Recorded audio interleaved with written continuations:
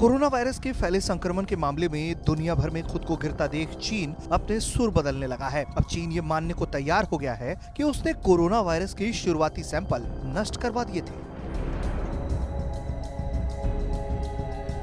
हालांकि अमेरिका ने पहले ही इस बारे में दुनिया को चीख चीख कर बताया था कि चीन ने दुनिया से सच छिपाने के लिए वायरस के सैंपल नष्ट किए। और अब चीन के नेशनल हेल्थ कमीशन के सुपरवाइजर लिu डेंगफेंग ने माना है कि 3 जनवरी को चीन की सरकार ने आदेश जारी किया था कि अनधिकृत लैब से कोरोना वायरस के सैंपलों को नष्ट किया जाए।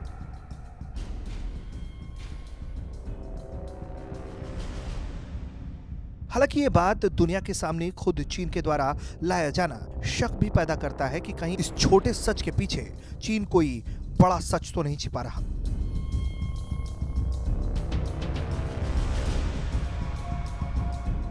क्योंकि सच्चाई को उजागर करने के बाद चीनी अधिकारी ने उन आरोपों का भी खंडन किया है जिसमें ये कहा गया था कि चीन ने कुछ छिपाने के मकसद से वायरस के सैंपल नष्ट किए।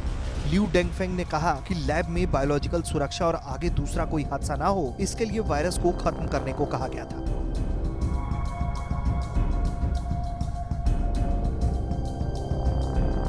अब सवाल ये उठता है कि अगर चीन ये चाहता था कि इस वायरस के सैंपल को इसलिए नष्ट किया जाए ताकि आगे इससे कोई हादसा ना हो, तो ये वायरस दुनिया भर में कैसे फैला और कैसे इसने इतनी तबाही मचाई है। चीनी अधिकारी लिu डेंगफेंग ने कहा है कि वायरस के सैंपल खत्म करने के आदेश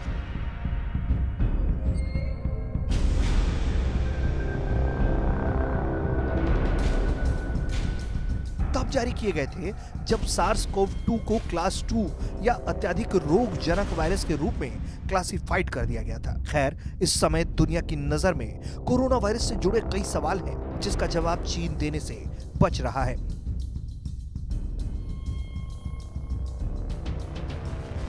कई ऐसे सवाल हैं जिनका जवाब चीन को दुनिया के सामने कटघरे में खड़ा कर देता है, लेकिन चीन अब भी खुद को इस वायरस के संक्रमण के लिए जिम्मेदार नहीं मानता।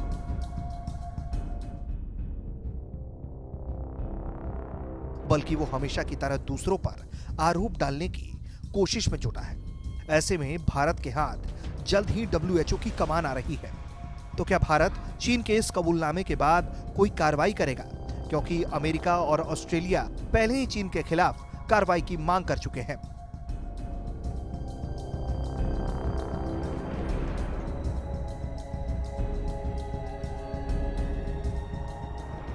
ब्यूरो रिपोर्ट, भारत तक।